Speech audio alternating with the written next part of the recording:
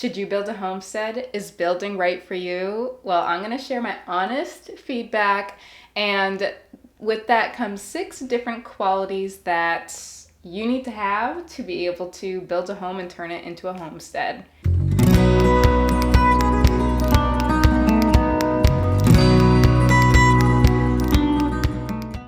Hi, I'm Katie, and if you've always dreamed about buying a plot of land, building a home and turning into a homestead, then this channel is for you, especially if you're a homemaker or stay-at-home mom, because I cover all of that on my channel. But without further ado, let's jump in. So the first skill set that I want to talk about is being flexible. You need to be flexible to make your own schedule or have at least a say in your schedule, otherwise it will not work. Whether you're taking on part of the house build projects yourself or just simply coordinating things, you need to be able to have that flexibility. Like, for example, today, made the last minute decision that we are going to start installing the septic and not wait to do it. And so I needed to just quickly leave the house to be able to pay the contractor the down deposit. And it was kind of like a timely thing, like it needs to happen now or it won't happen like within the next couple weeks. It will need to be pushed off down the road. So it made the difference of me being able to just be able to get up and leave. So depending on where you are in your homesteading journey, this may severely impact your ability. Like if you have an established homestead, especially during the summer months, I would say it would probably be a little harder just simply because leaving the homestead, you might have other priorities in play because that is your job. Compared to someone like me who's a beginner homesteader, I have a garden, I'm getting into canning, but it's by no means as much of a priority. So I have that flexibility that I can just leave it and I'm not called to it at that moment. The next skill set is patience. You might have to be patient. You might have a contractor that has to cancel because of weather and they can't get what they need to get done. And as a result, with their schedule that they're working with, they might be able to fit you in a couple weeks later, and that might put you back a couple weeks. So you need to be really patient with the building process and the people that you're working with for it to be successful. And I would say most homesteaders probably have this skill set pretty well.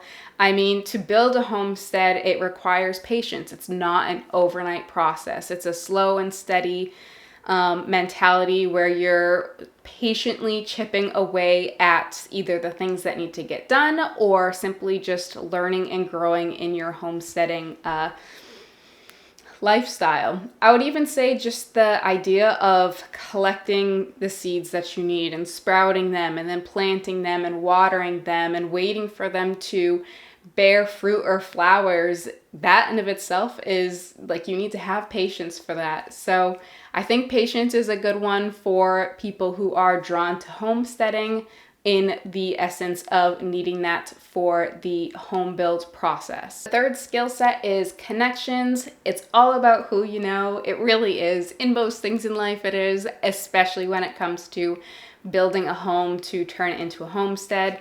I would say if you're already in the homesteader area, this might work out to your benefit because you might know people who are essentially the jack of all trades if it's not yourself, and they can possibly help you if they're close enough, or you can hire them. Connections also come in handy, not even from the standpoint of hiring someone for something that they can do, but just even information that they have. Like if they know of a certain product that you're thinking of using, or can give you pointers on how to save money in certain areas because it is their area of expertise. Having that connection will make a significant difference. The fourth skill is a willingness to sweat. Sweat equity is huge when it comes to saving yourself money on this project. I would say most homesteader like-minded people, even if you're not really a expert homesteader, you're like myself who's, getting into it. We just have this mentality. Why bother paying someone when we can just watch a YouTube video and tackle on the project ourselves? Again, it will save you a boatload of money by doing this, but there are exceptions to this.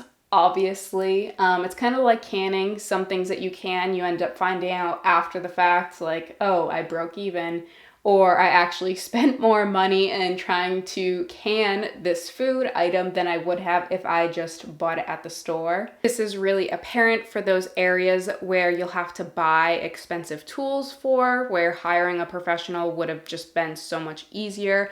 Or if there's a lot of learning involved, never mind the reality of if it's something that could possibly be detrimental to the project, like you might make mistakes, you could end up spending more money. So obviously you need to weigh these pros and cons of hiring a professional versus doing it yourself. And that's all up to you and obviously what you already know and your expertise on things. But again, if you can take on a project, you're better off doing it, and that way it will save you money in the long run. The fifth skill in whether or not you should build a homestead is being able to be level-headed. This one is huge because you're going to be dealing with frustrating people and frustrating circumstances. And it might not even be frustrating, but those little inconveniences that keep on piling up where it is frustrating because you're just dealing with so many of them.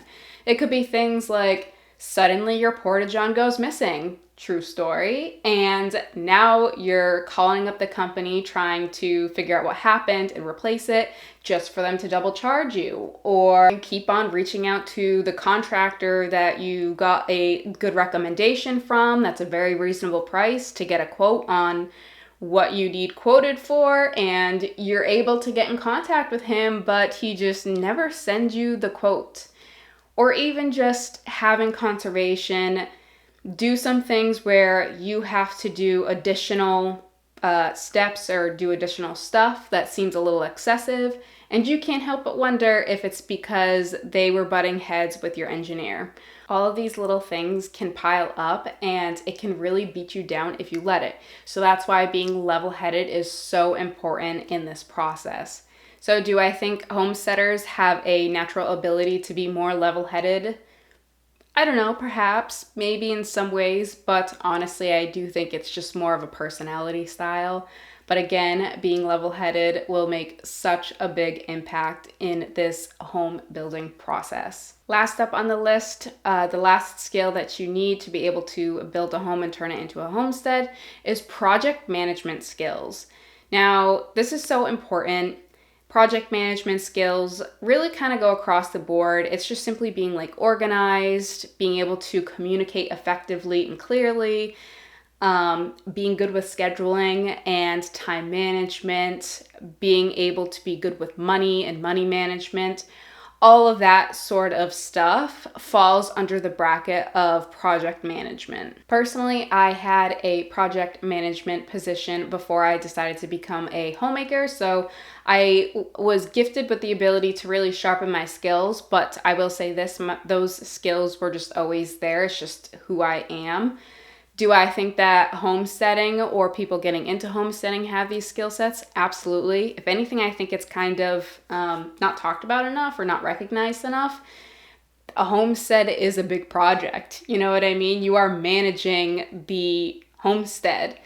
But instead, I guess the difference would be instead of having more people that you're working with, there's probably less because it's your homestead. But then also, the project is the farm versus your inbox. So that also kind of plays a big role. But regardless, the skill sets are still there, I would say, for the most part. So I guess it's looking pretty good for people who want to create a homestead and they already have some of these skills in play. But that is all I have for you today. I hope you enjoyed this video. Please hit that like button, comment. I'd love the comments. Comment on what you thought, and I will see you next time. Bye.